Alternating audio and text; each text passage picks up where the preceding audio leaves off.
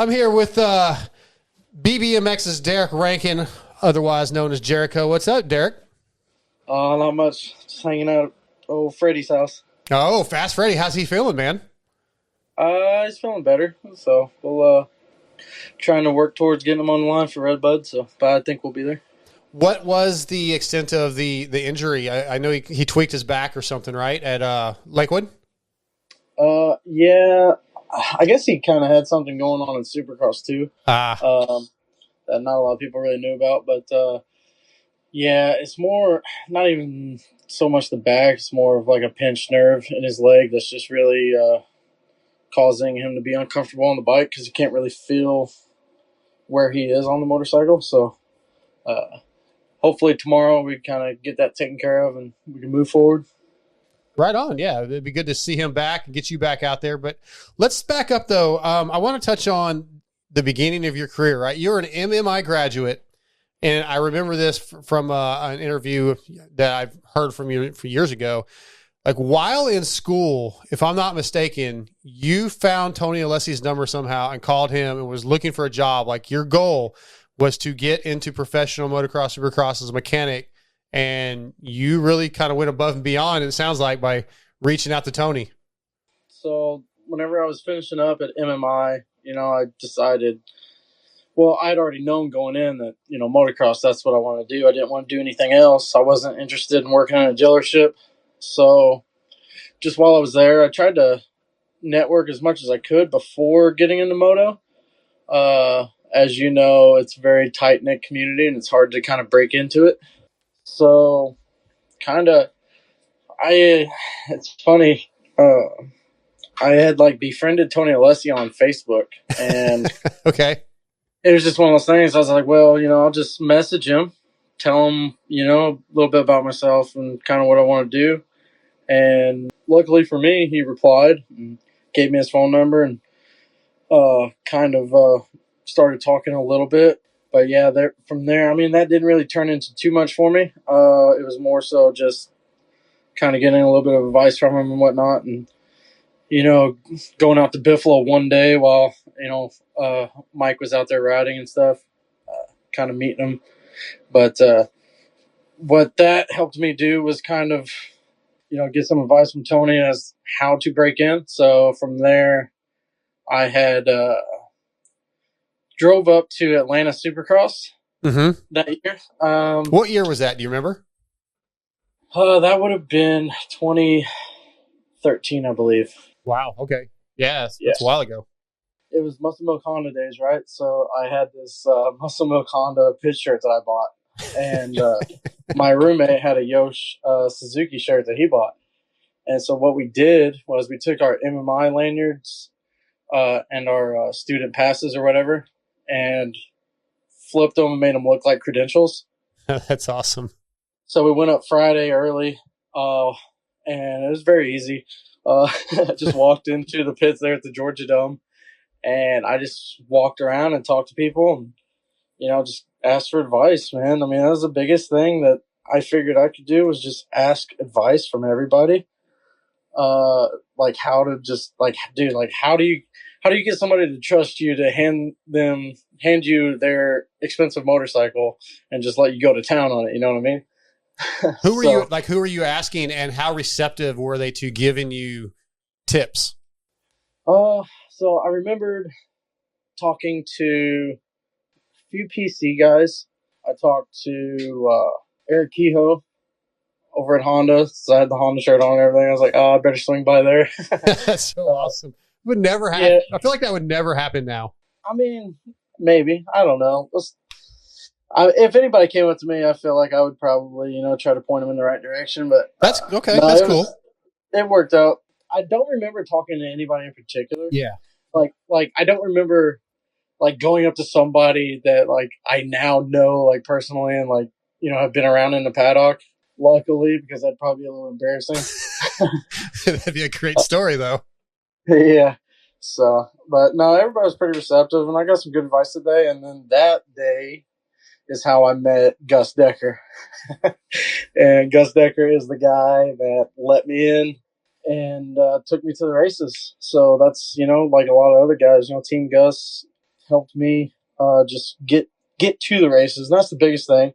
Just being at the races every week, showing your face, people getting to know you from that. And then, you know, you get through a season of outdoors or a season of Supercross, and if you've been there every week and people recognize you, you're kind of in at that point. That's true. I can, yeah, I can prove that. Sure. Yeah. So yeah, just linked up with Gus, and I think 2 weeks after I graduated MMI, I was at my very first race working was Thunder Valley 13, I believe it was. Who were you racing for? I did not wrench that day. Oh, okay. Yeah, I just showed up. Like my stepdad dropped me off there. We drove down from Indiana. He dropped me off at the track on Friday morning. Yeah. Gus was pulling in late as usual. So literally just drove over to his motorhome, dropped my stuff off. My stepdad was like, well, see you later. Wow. And I've been at the races ever since. That's crazy. That's awesome. Like, did you know, like, I guess you'd already communicated with Gus. He's going to let you, like, crash in the motorhome or something, right? Like, you weren't like, well, I hope I find a place to stay. Yeah, no, I had already kind of went over all the details with Gus. Yeah. You know, it was probably, man, it's crazy. It's so funny, like, looking back on it, because there's no way I would do it now. But, you know, then I was, like, so pumped. I was, you know, I thought, man, I really made it now. Right, yeah, but, yeah. You know, like, driving to all the races in a motorhome with 5 other guys, sleeping where you can. And, man, we made – so Gus would pay us each a crisp $100 bill every week. Wow. Okay. Yeah. You're balling. Oh, yeah. So a lot of, you know, SpaghettiOs and whatever else you can find at Walmart, because that's where you were sleeping, was the Walmart parking lot anyway. So. Yeah. It's so funny. I have in my notes, I was going to ask you if, like, you know, you've been working for some pretty big teams for the last few years. Like, I was going to ask you back in the 90s, you know, the box vans across the country, would you have been willing to do that? And obviously you would have, because you did it basically. Oh, yeah, I would have loved that. Yeah. Just like, what do you call it? What they fucking Trent? What do they call it? A convoy of box vans. Oh, yeah. Yeah. Breaker 19. Let's stop up here at the truck stop, get some food, check out the chicks, get on the road. Yeah, that would have been sick. That's awesome. So who was the first guy you wrenched for? It wasn't A-Ray, right? Was it Freddie? No, it was neither. The very first guy was, he's Russian. His name is Evgeny Mikhailov. So the year I worked for him, he was number 95 on a KTM. Our first race together was Millville that year. So it was like a few rounds I went through without wrenching. Yeah. Really, for anybody, just kind of helping out around the pits. And I don't know if you remember Gus's setup very well, but it was like 100 feet of like this big circus tent, and there was probably like 25 privateers underneath it. So, oh, geez, no, I don't remember that. Yeah, no, it was a gnarly setup. And so I would just like help randomly, and then finally, it was like Friday night at Millville. Gus comes up to me. I'll never forget it. I remember it perfectly. It's so funny looking back. Gus comes up to me and he goes, "Hey, Derek, how would you like to work for a top 20 rider?" And I heard the words top 20, and I was like, wow, yes. I would love that. Yeah. And, so I met Evgeny that night, and then the next day I was on the line with him, and then finished out the season with him. He was the guy, he actually, it's funny because I had to get a bunch of parts from KTM that year. Like, I would, Kelly was kind of my hookup, Kenny's mechanic. Yeah. I would just walk over to him and just like basically beg for all of his takeoffs or whatever he had for me, just to keep this guy's bike going. Cause we had like a tote. That was it. Like nothing else. Oh, Kelly really like stepped up and helped me out all year. Kenny was wrapping up the title in Utah. Yeah. And I don't know if you go back and watch that race, towards the end of one of the motos, he collides with another KTM and he almost crashes. and it was that guy. That was your guy. Yeah. So after the race, after the motos, I went over to Kelly and I was like, "Hey man, I'm sorry about my guy." He's like, "Oh no, it's all good. It worked out." I'm like, "Yeah." Sorry, we always took you out with your extra parts. Yeah, exactly. So a guy that make at the time, $100 a week, walking over to a guy that just got a huge championship bonus and apologizing. That's fantastic. So yeah. That's awesome, man. That's kind of stories. Yeah, that's gonna be good to write about. That's still 2013, correct? Or was that 14? Yeah. 13 or 14. So what's the next move? When do you start working with A-Ray? A-Ray is still a ways off, right? Yeah, he's not until 2016. Between A-Ray, I guess really only one rider in between him, A-Ray and Evgeny. I worked with Noah McConaughey. Okay.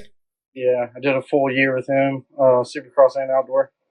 We did outdoors with Gus. All right, yeah. Let's jump ahead. So is A-Ray the next kind of step? Because I mean, obviously you worked with Freddie and A-Ray and Bogle in some of the earlier days, but was A-Ray like the next privateer step you took?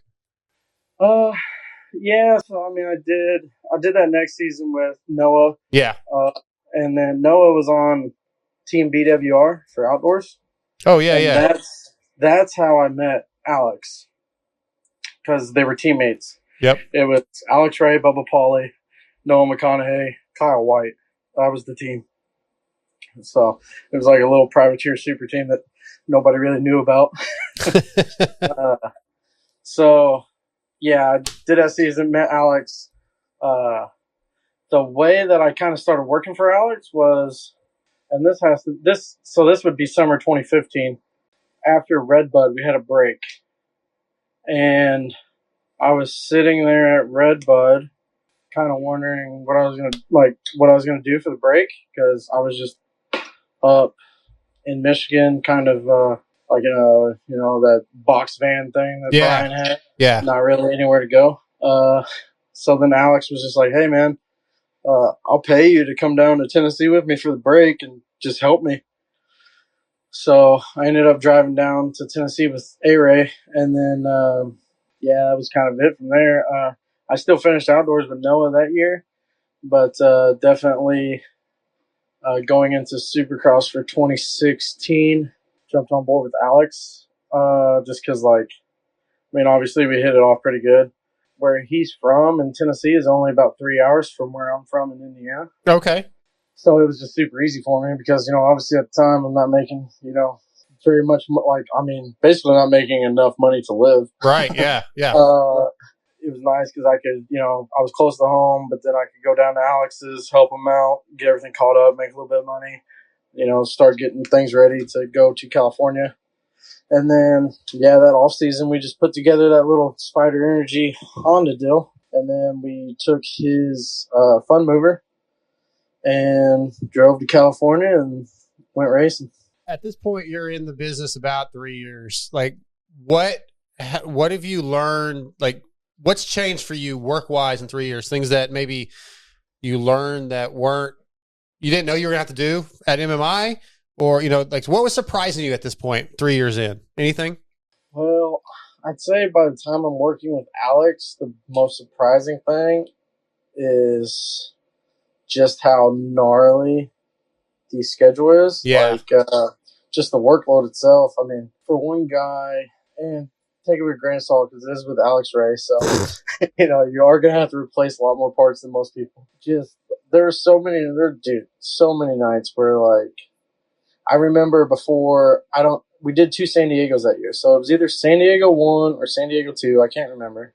Literally up until 4 a.m. on Thursday night, putting a crank in an engine, and then driving down to San Diego to park the next day, and then setting up, doing tech, just the stuff that nobody really gets, because that bike that year was literally all me. Everything, but only thing I did not do to that motorcycle was valve the suspension.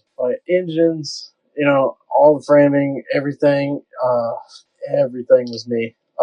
So it was gnarly because we did all 17 rounds of Supercross. We were lucky in the fact that we had a good sponsor with us. So Yeah. at this point, I'm not, I'm making more than $100 a week. But it's not a whole lot more. So it's, it's not bad, but Yeah, you weren't buying a new truck or anything. You were not going out to dinner for steak dinners and buying a new truck and living the high life. Like, like a lot of the fans are like, man, I wish I could do what you do. That's probably how they think it is, right? They think you're making thousands of dollars per week, millions of dollars a year, and just living the life. Yeah, no, doesn't work like that. Yeah, it ain't that. Yeah, even like, I mean, right, like Jelly right now, he's won a couple championships over the last couple of years. He's probably doing okay, but yeah, he's not living like a factory rider. Yeah, no, Jelly's doing all right for himself. Yeah, he's doing all right. He's doing better than us, but still, it's not. I don't think it's what people think it is. Yeah, no, Jelly's grinding. He's another one, dude. He's been to the ringer, so yeah. Everything that he's getting right now, man, he deserves it. So. Oh, that's awesome to hear you say that. All right, so when does the Rocky Mountain stuff? That's got to be coming up, right? That's not long after A-Ray. Yeah, so I did Supercross with A-Ray. Yep. And I did outdoors that year with Freddie. That's still 16 with Freddie.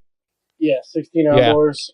Yeah. And then going into 17 is whenever I to Rocky Mountain KTM, BBMX, whatever you want to call it, with Benny. How does that deal come about? Did you know Forrest already? Did you meet Forrest, like interview with Forrest? How did that come about? No, I did not know Forrest at all. Okay.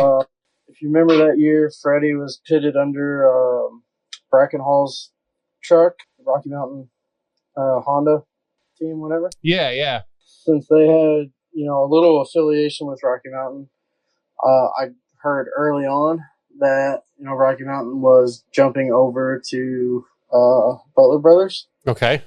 And, it was not going to be BTO KTM anymore. It was going to be Rocky Mountain KTM. So I heard rumblings of that, and then later on in outdoors, every year you always hear like what's opening up, what spots are available as far as mechanics go. And one of the spots that I was hearing was available was to work for Benny over there. So I just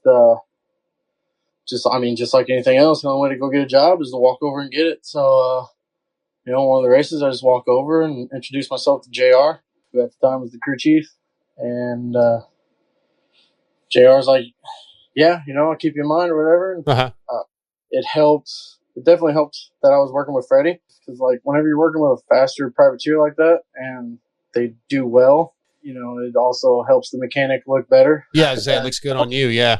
Yeah, especially because they can see that your bike's not falling apart every week and that your stuff's like pretty good, because Sure. the guy's not back in 28th place, so they're not noticing him, So the more a rider gets noticed, the more a mechanic gets noticed as well. So that worked out well for me. And then I got the job, and then Monster Cup that year, 2016. That was my first race with the team. Personalities with Benny and everything must have gelled also. Like you talked about sticking with A-Ray because you guys got along and, there was some connection there. And it seemed like over the last couple of years, definitely you and Benny have become really good friends. It must have been pretty much an instant connection. Yeah, I mean. Not so much, not right away. I don't know. I mean, maybe. I mean, there definitely, like, it wasn't weird between us or nothing like that. Okay. We just didn't really, we didn't know each other at all before I started working with them. Honestly, I didn't even know who Benny Balls was until that summer. I'm like, oh, okay, this kid's pretty fast. I started working for him while we were in California, so that helped because we were in California for about 3 months in the off season. Because that year he was going to be doing 250 East, so we prepped all off season for that. And then whenever we moved back to Oklahoma, I lived in his apartment with him, so we became close pretty quickly in that situation. Right. But yeah, personality-wise, there's similarities and there's differences, but we get along pretty good. Benny to me is kind of like a little brother at this point, just like the little, like, he's annoying, but you kind of got to put up with him kind of deal. Yeah, right. Okay. I can see that. Yeah. So you were at Rocky Mountain for a few years. Well, I guess what, until 20, right?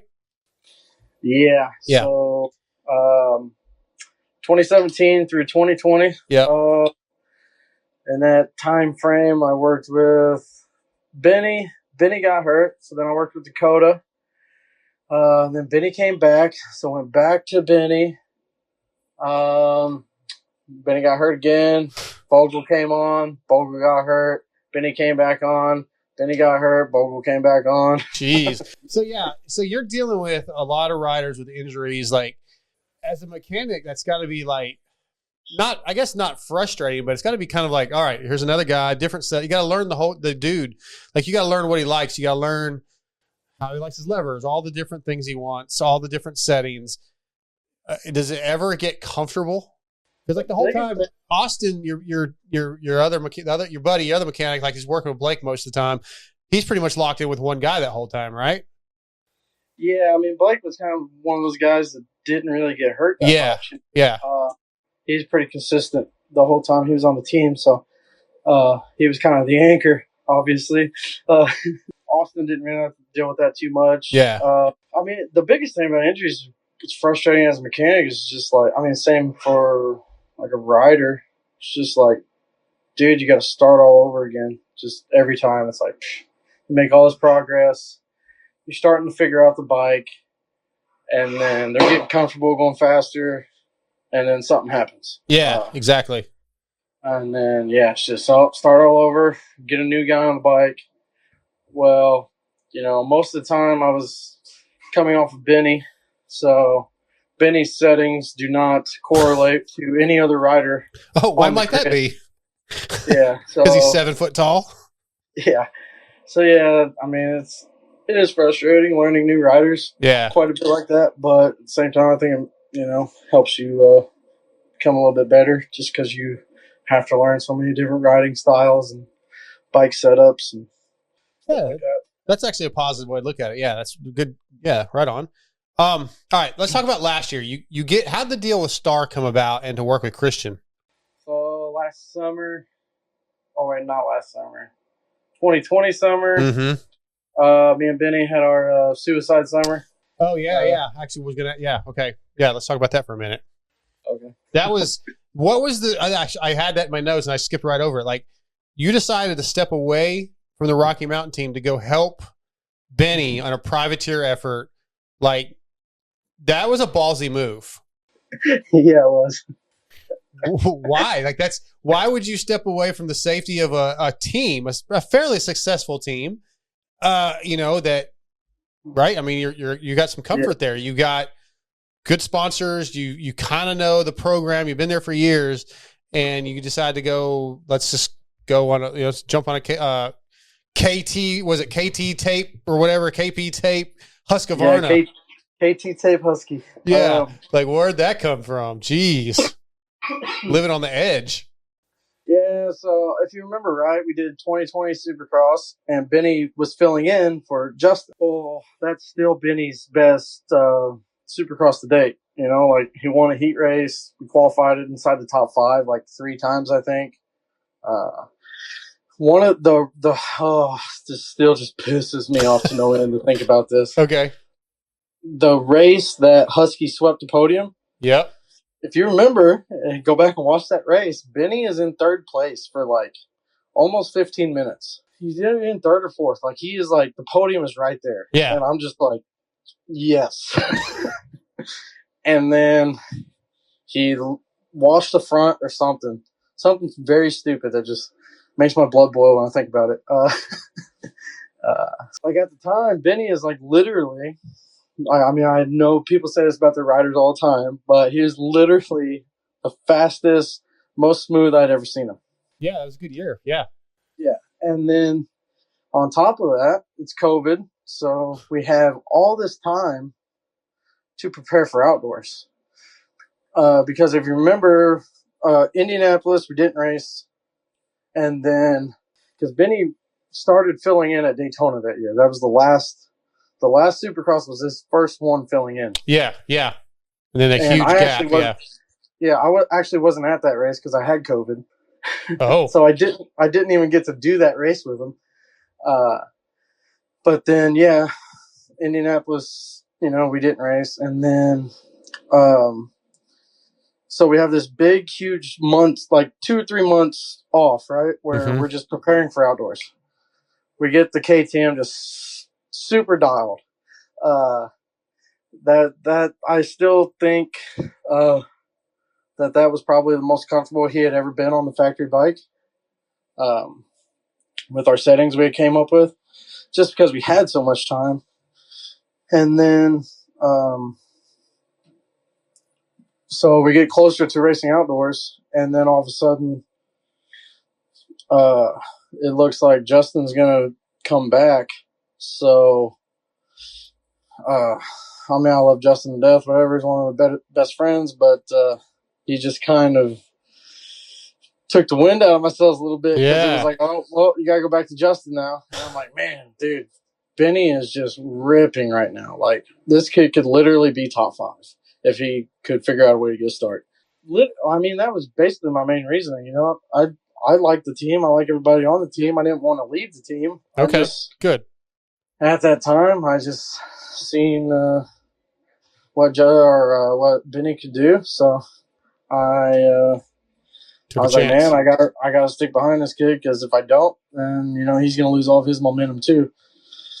So, yeah, that's how we decided to do the Husqvarna deal. Okay, yeah, that's not a terrible reason. I mean, I like it, man. Supporting your guy, that's pretty cool. That's showing a lot of integrity from you. Yeah. So, all right, now let's go to the Star deal. How'd the Star offer come out? So, we do all 2020 Supercross, outdoors. Yep. The year went terrible. It went literally the exact opposite of what me and Benny thought it was going to be. We had a lot of stupid, very, very stupid issues with the motorcycle. And then, so I was just, dude, I was over it. I was just so done at that point. I was like, literally like, I am done with motocross because I just can't take this anymore. So I knew that I needed to get my way back on the team, because I knew that would kind of help me, have fun again. Yeah, absolutely. So I had, heard from some people that Star was looking for mechanics. So I just reached out to Will, and I mean, it worked out. Will offered me the job with Christian, and I took it. And, that's really, I didn't have to. I think at this point, I'm finally to a point in my career where I don't have to be that guy that's walking around to every truck anymore. I'm getting to a point now where like my phone rings and like, hey, I got an offer for you. So that's pretty cool. But yeah, that's it was a pretty easy thing to take. Once Will offered it to me, I was just like, yeah, let's go do this. Right? Yeah, that's a fantastic opportunity. Did there feel like more pressure to you to be on a team of that level with a guy like Christian, or was it same old, same old? No, I didn't think it was any more pressure at all. I mean, the biggest thing for me was just learning that environment, because, people like to kind of talk about it, the environment at Star Racing. And, I mean, they're not really that far off. Like, them dudes are there to win races. Mm-hmm. That is all they care about. And I love them for that, man. That's why I get up every day, because I want to be the best in the world. So they were all on the same page. So I enjoyed that year a bunch. I mean, if there was any pressure, I was there from myself, just because, that was what I'd worked a long time to get to be with the guy that was going to win races. It wasn't a matter of if we were going to win races, it was how many we were going to win. Yeah, championship contender. Yeah, so it was very, very, very cool. And then working with Christian himself, I mean, he's a top level competitor. So, like, the dude's very in tune with his motorcycle. He's very, serious at the track, which I like. Mm-hmm. and he's there to get a job done, and he's going to go do it. So yeah, that makes it a lot easier, right? Like there's no BS. You know what you're getting out of the guy, and you know he's capable of winning. That had to feel pretty good, man. And getting some wins. That was really a cool season for you. Yeah, no, yeah, that's another race, man. Every now and then I'll go back and watch, man, because so close. you can see it there on TV, like how pumped I am, like me and Christian like hugging. I was like, oh, so, but now I know that feeling, so now I know what I'm chasing, so now I know that it's worth it, you know. Oh, that's cool. I love that. Another opportunity coming into this year, where you're going to be. You have an opportunity to be crew chief, kind of a step up with going back to Rocky Mountain, which did not work out. And you've talked about that. And I know you don't want to get into all the details, and that's perfectly fine. Pretty frustrating though. Like, when you had when the opportunity to become crew chief came up, did you feel like, okay, this is the next step in my career? It's something I want to do, and maybe, stop wrenching and just be a crew chief and maybe a team manager kind of thing coming up? Yeah, I mean, that's how I've always seen it kind of progress in my mind. I was just joking with Freddie today about, like, dude, I'm just tired of putting the motorcycle together. Yeah. So I love testing. I love figuring out a bike. I love talking to sponsors. Like, literally, like, everything that crew chief does, I like doing. I like working with people too, so being able to just help younger mechanics and stuff figure things out, man, I find it really enjoyable. So whenever that popped up, to me, it was kind of like I didn't even have to think about it kind of deal. Mm-hmm.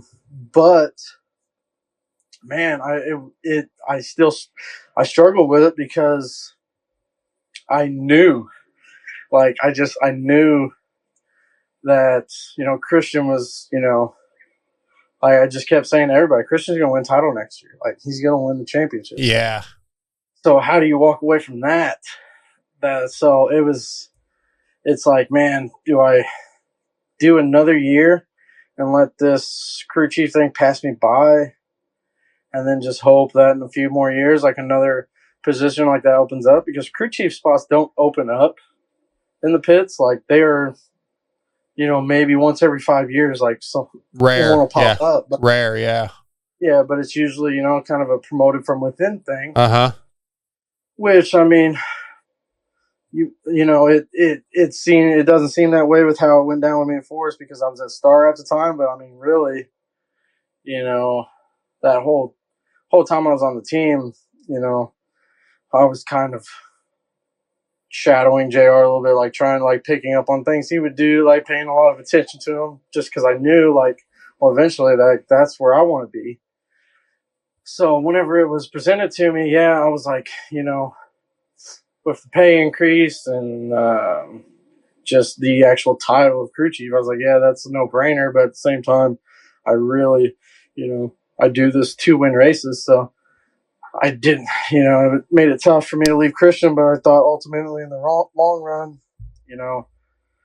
if I could go build something similar to, Brad, Jeremy, Bobby, all those dudes at Star. Yeah. Well, I'm literally going to do one of these with Jensen Hendler in a couple of days. And, like, it kind of seems like, he's the team manager, but he was a mechanic just like you at JMC, and all of a sudden now he's team manager at Star. So those spots do open up, and like, you had a really tough decision because you had a good gig with Christian, right? Like you just talked about, where you could go win some races, probably a championship, or you can take a chance on this other spot that is a promotion if it works out. And yeah, that's a tough decision, man. And I mean, unfortunately it didn't go how you wanted it to, but that's not an easy decision for anybody to make. It wasn't like, oh, this is cut and dry. Absolutely. Yeah, exactly. So, ultimately I ended up doing it, and I enjoyed it for the 3 or 4 months I was doing it. So, I mean, it had a very good trajectory. Right. And then unfortunately me and, I just call him the other guy now. Sure. That's fair. Me and the other guy, we just could not see eye to eye on literally one issue. It was just one issue, but it was enough in that conversation between me and him that I seen something that I just couldn't get past, and I decided to leave, and that's what I did. I literally just left. Yeah, I mean, well, if that one issue you knew was going to probably make you miserable and butt heads for the rest of the season, that's not going to be enjoyable. It's even if you had stuck with it, it would have went horribly. Yeah, I mean that, and being back now, and conversations I've had about it since being back, you know, that's kind of, I didn't see it that way at the time. I just seen it as, hey, this guy is just straight up to my face disrespecting me, and I've watched way too much wrestling in my life to be able to handle that. Sure. Time for a promo. Yeah. So I left. Yeah. And then I'm not proud of the way I left. I'm not proud of leaving. I feel like I left all my guys hanging. But at the time, that's just, I don't know, that's how my mind was working, so that's how I did it. Well, that's cool. That's really, again, shows integrity to own up to that I'm not proud of it. You kind of know it wasn't the right way, but you kind of had to do it for you, and hopefully those guys understand that, as time's gone on, and respect that.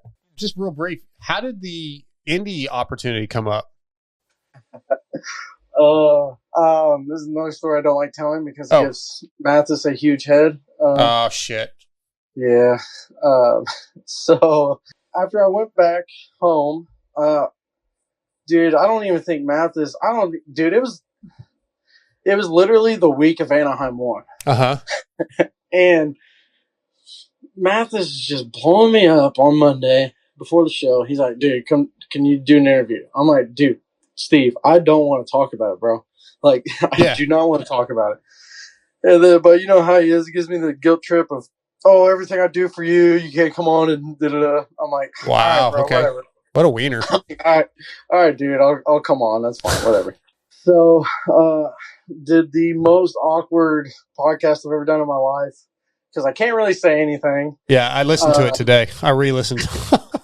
Yeah, so like I'm literally sitting in my truck in the parking lot in the middle of Boonville. Yeah. Doing this interview, and I'm just like miserable at the time. I'm still pissed off. Gonna hang out with my nephews. They're cool now. Yeah. So like I'm do the interview, whatever, and then I don't know how long it was, maybe a week, maybe a few days, whatever. I got this random Facebook message from this guy I did not know, never heard of him. I'm like, whatever.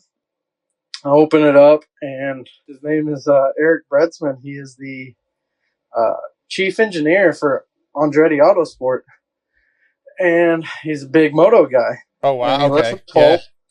Heard my interview, and he's like, hey, I hear you're, kind of looking for a gig right now. We're up in Indianapolis, which is only, 2 hours from Boonville. So he's like, you want to come up, check out the place? More than welcome. And I was like, oh, man, that's cool. Because, dude, like, literally at the time, I'm like, I don't know how often you've ever changed careers in your life, but it's scary. When you do it, you're like, man, what do I do? Yeah. Well, Steve's been on me, dude. He keeps telling me every week, you need to quit your day job and get into this moto thing. And I left Canada and slept in a garage for $300 a week. I'm like, yeah, Steve, you can't do that at this age with, family. Like, yeah. Anyway, yeah, it's scary. I'm not wired like that, dude.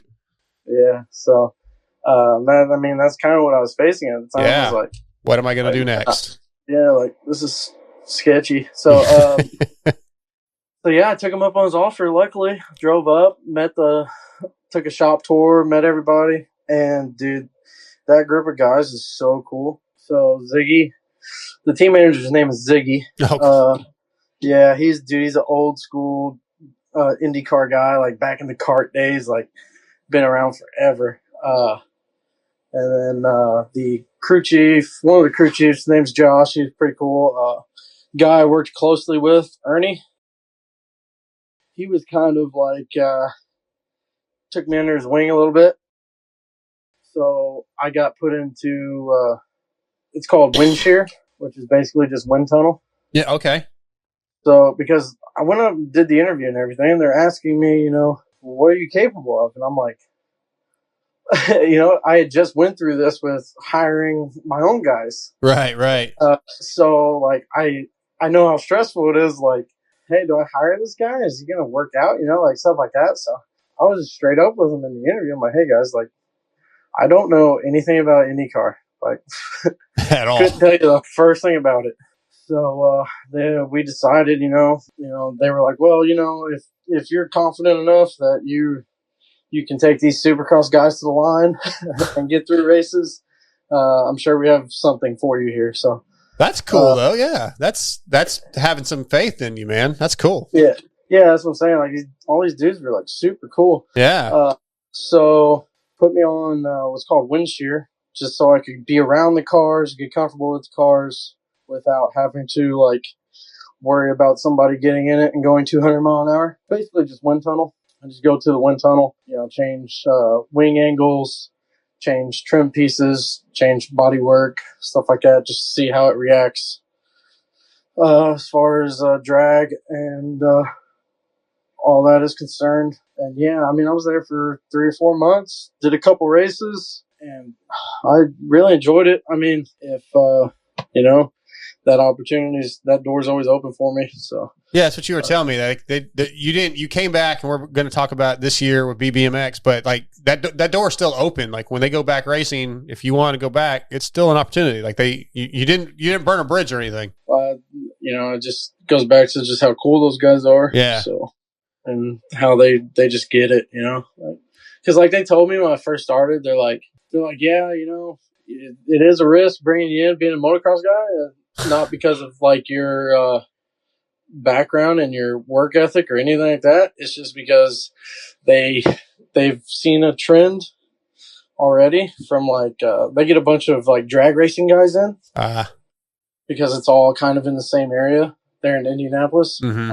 And he says, we've had guys come in that are just so burnt out of drag racing that they just can't do it anymore, so they want to try something new. And then they're like, yeah, they always end up going back. Everybody goes back to what they know. Yeah, that's true. I can see that. Yeah. Yeah. So the BBMX thing comes up. Obviously, your relationship with Forrest is still good. So you decide to come back to outdoors, man. How's it feel to be back? And obviously hasn't gone exactly how you want, but just being back, does it feel good being around all the people you know and in the environment you are used to?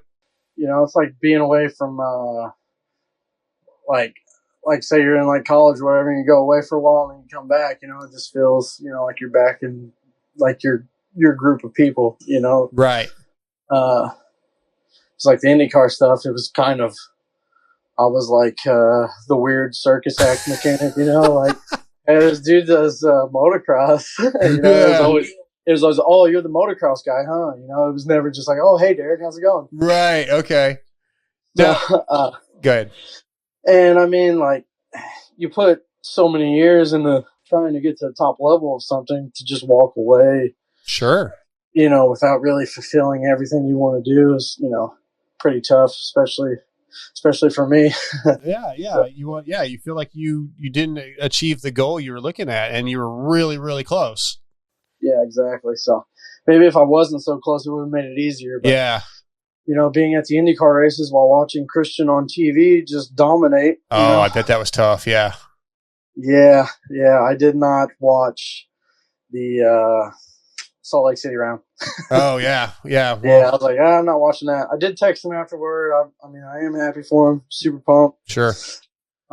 Duff deserves it too. So I was about to say, man, I feel bad for you, but I love Duff. He's such a good dude. So good for him. He deserves everything he got. So yeah, it's nobody's fault but my own that I wasn't there. So, and like people like, like Benny likes to screw with me, right? Sure. He's like, oh, you should have been, you would have had a championship, oh, how big was that bonus going to be? And I'm like, dude, like, who says that he wins it if I am there? Like, we don't know that. Like, dude, maybe I screw up. Who knows? Like, there's so many different things that could have happened. Yeah, so you don't let it eat you alive. Yeah, no, not at all. So, what's your least favorite thing to work on a bike? Something that you just hate to do. Like, is there a particular item like weekly you go, fuck, I don't want to do this? Yeah, change foot peg pins. Oh, okay, easy. I like it. Foot peg pins. Why is that so hard? Just like Pain in the ass. Cut the cotter pin. And Yeah, spring pisses you off. And, every time. yeah. All right. Of the riders you worked with, who's the easiest and chillest rider? Easiest and chillest. Yeah. Shane McGrath. Okay. I can see that. He's pretty pretty level headed all the time. Yeah. Who would you say had the most talent? Raw talent. Justin Bogle. Okay. Who was the hardest on equipment? Oh man, that is A-Ray, 100%. Okay, perfect. You're a huge wrestling fan, obviously a massive Chris Jericho fan, and you're also a huge metal fan. If you had to give one up for life, concerts or watching wrestling, what do you give up? Oh, watching wrestling. 100%. Really? Okay. No way you can give up music. Zero. Yeah, no shot. No shot. What's the best concert you've ever been to? Oh man. It's gonna have to be like a tie. Okay, I'll give you that. There's only let me dude, who is it? I'm pretty bad because I can't remember it now. I can't remember the best one. Yeah, because I was just telling this story not too long ago about like, like I go to a bunch of shows, so yeah. Like, you can tell the difference between like, like, oh yeah, like this is a good band but like whenever you're actually watching rock stars, so only two or three times, I can't remember the third one, so we'll just say 2 times. 2 times where I've been like in the presence of being like, holy shit, these guys are rock stars. Yeah. And like being like, like totally moved, is Slipknot and Kiss. Okay. Yeah. So, yeah, I mean, I have a better time at Slipknot shows than I do at Kiss shows, but yeah, I mean, I'm not a huge fan of Kiss's music, but I saw them in '97 on the, Back in Makeup reunion tour with the original members, and that was one of the best shows I've ever seen because they're just fantastic at what they do. The stage presence, all the different, the theatrics and all the stage show was unreal. So I totally know what you're saying. Like, it wasn't my favorite band by any means, not even close. I'm not even a Kiss fan, but concert wise, it was unreal. Yeah. And probably the first time I saw Metallica. Yeah. I still haven't seen them, man. I can't believe I haven't seen them. I got to get that done.